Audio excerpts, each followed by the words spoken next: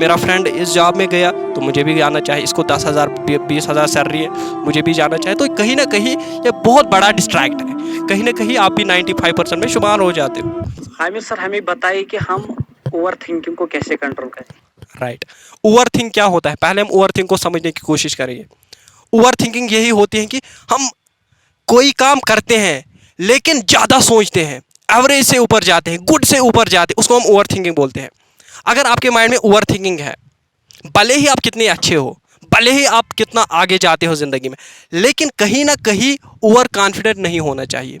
कभी लग सकता है, फॉर एग्जांपल अगर आपका एक सही विचार है, आपके पास एक गोल है, आपके पास एक विजन है, आप स्टडी कर रहे हो, आप मोटिवेट जल्दी जल्दी हो जाते हो, मुझे ये करना है, मुझे ये करना है, ज़्यादा ओवर जाते हो, तो कभी कभार ये भी ठीक नहीं है। आपको गुड रहना बहुत अच्छा रहेगा, एवरेज रहे अपनी ज़िंदगी में, ज़्यादा ऊपर ऊपर की बातें मत करिए, जो प्रेजेंट सिचुएशन है उसी में जीना सीखिए। और जब आप उसमें जीना सीखेंगे तो ऑटोमेटिकली आपके सामने जो भी ब्लॉक्स होंगे वो ऑटोमेटिकली ओपन हो जाएंगे। राइट। ज़िंदगी में ओवर थिंक नहीं होना है, गुड रहिए, एवरेज रहिए, definitely you can go anything in your life. Okay answer मेरा, थैंक यू।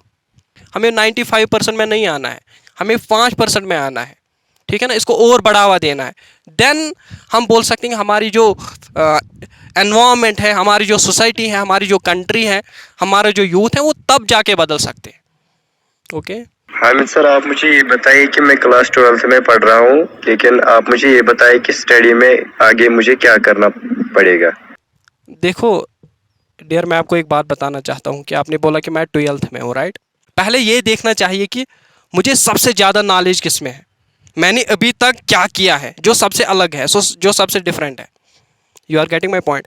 अगर आप ये देखेंगे जो सभी करते हैं तो फिर आप 95% में आ जाएंगे।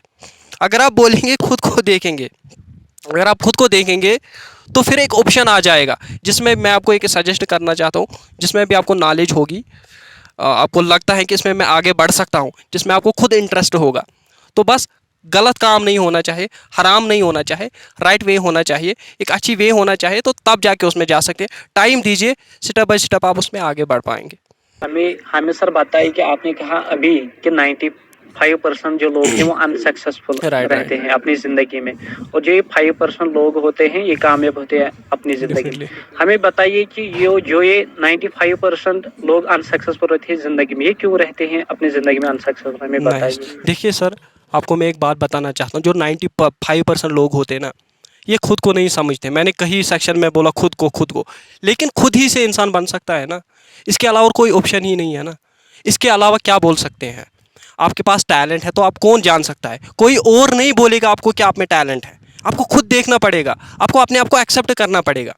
जो आपने बोला कि 95% में क्यों हो, क्योंकि आप किसी को देखते हैं, किसी के मतलब बोलते हैं ना कि गाड़ी किसी के हाथ में है, स्टीयरिंग किसी के हाथ में है, आप उसमें बैठे हुए हो, जहाँ वो ले जा रहा है आप भी जा रहे हो वही।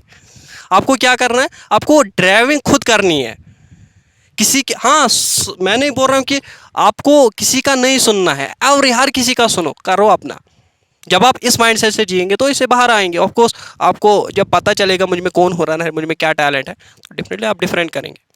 अगर आप भी चाहेंगे कि मेरा फ्रेंड इस जॉब में गया तो मुझे भी जाना चाहिए, इसको 10,000 20,000 सैलरी है, मुझे भी जाना चाहिए, तो कहीं ना कहीं ये बहुत बड़ा डिस्ट्रैक्ट है, कहीं ना कहीं आप भी 95% में शुमार हो जाते हो।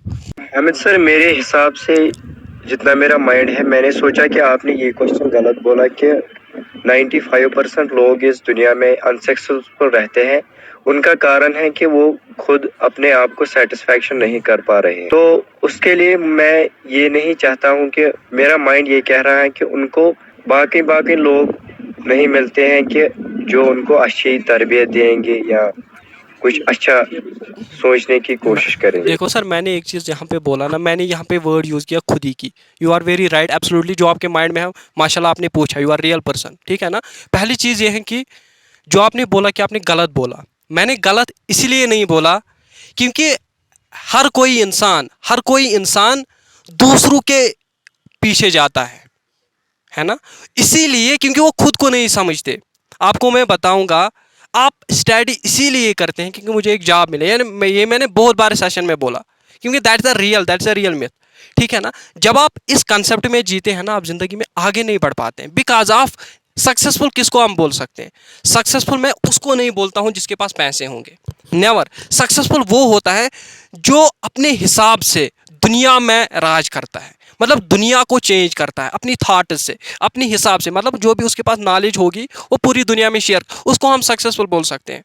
सक्सेसफुल तो हर किसी के पास लाखों इनकम होगी, आपके नज़र में वो भी सक्सेसफुल है ना? फिर that is not a successful. Successful वही होगा जो खुद को लोगों के सामने रखता है और उनको चेंज करता है अपनी पॉइंट ऑफ व्यू से, ठीक है ना? 90% मैंने नहीं बोला, हाँ कहीं ना कहीं मिसअंडरस्टैंडिंग हो सकती है, कहीं ना कहीं उसको पता नहीं कि मुझे क्या करना चाहिए, उसी को जानना है ना। फिर क्यों हो आपके पास माइंड अल्लाह ताला ने दिया है, आप समझ सकते हैं, सोच भी सकते हैं। आप देखिए क्या करना चाहिए, ऐसा नहीं करना है कि आपको भी उसमें शामिल होना है, आपको थोड़ा हटके करना है ज़िंदगी में। ओके।